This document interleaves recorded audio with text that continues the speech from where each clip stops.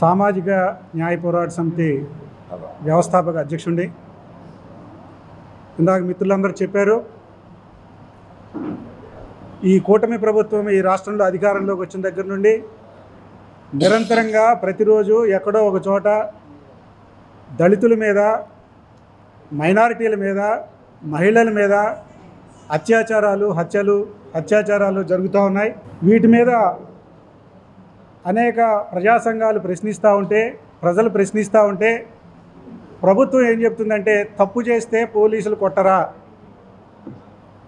వాళ్ళ మీద కేసులు ఉంటే పోలీసులు కొట్టరా అని అడుగుతూ ఉన్నది. అట్లాగే నిన్నగాక మొన్న ముఖ్యమంత్రి చంద్రబాబు నాయుడు ఒక సభలో మాట్లాడుతూ ఆయన ఏం చెప్తున్నాడంటే, జగన్ నువ్వు ఏ ముఖం పెట్టుకొని తెనాలి వెళ్తావు, నువ్వు వాళ్ళని ప్రశ్నిస్తావు అని చెప్పి అడుగుతూ ఉన్నాడు. మేమేమంటున్నామంటే, మేము చట్టం కోసం మాట్లాడుతున్నాం, నువ్వు రాజకీయాలు మాట్లాడుతున్నావు. చంద్రబాబుని ఏం చెప్తున్నావు అంటే, నువ్వు రాజకీయాలు మాట్లాడుతున్నావు, కానీ ఇక్కడ రాజకీయాలు కాదు మాట్లాడాల్సింది, చట్టం గురించి మాట్లాడాలి.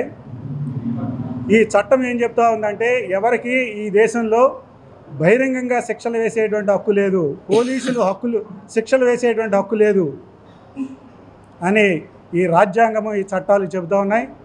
ఈ భారతదేశం అనేటువంటిది ఇది ఒక మతరాజ్యం కాదు. మతరాజ్యాల్లో జరుగుతాయి బహిరంగంగా రాళ్లతో కొట్టి చంపడం, బహిరంగంగా ఉరిశిక్షలు వేయడం. మనకి స్వాతంత్ర పోరాటంలో అలా బ్రిటిష్ ప్రభుత్వాలు కొన్ని సంఘటనలు చేసినాయి. కానీ భారతదేశానికి బాబాసాహెబ్ డాక్టర్ బిఆర్ అంబేద్కర్ రచించినటువంటి రాజ్యాంగం అమల్లోకి వచ్చిన తర్వాత అట్లాంటి అనాగరిక, అమానుషమైనటువంటి శిక్షలు బహిరంగంగా విధించడం అనేటువంటి దుర్మార్గం.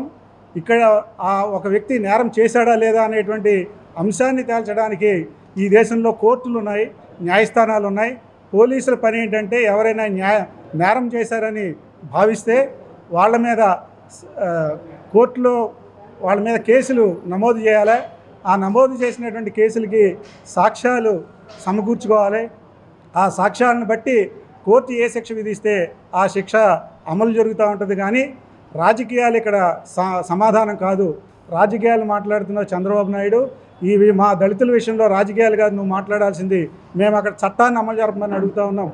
రాజకీయాలు చేసే రోజుల్లో మీరు రాజకీయాలు చేసుకోండి, కానీ చట్టాన్ని అమలు జరపాల్సిన సమయంలో మీరు చట్టాన్ని అమలు జరపట్లేదు అనేటువంటిదే మా ప్రధానమైనటువంటి అంశము, మేము చెప్తున్నటువంటి ఒక అభియోగం.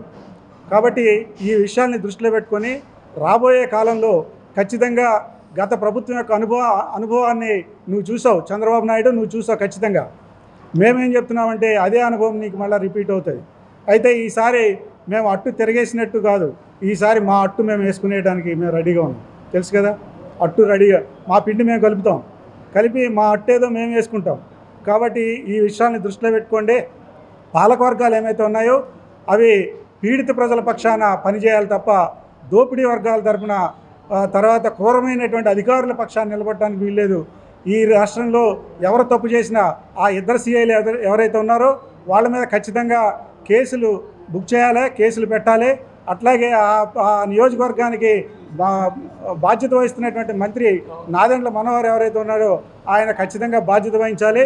మొత్తంగా ఈ రోజున జరుగుతున్నటువంటి సంఘటనలన్నిటికీ చంద్రబాబు నాయుడే బాధ్యత వహించాలని చెప్పి మేము హెచ్చరిస్తూ ఉన్నాం.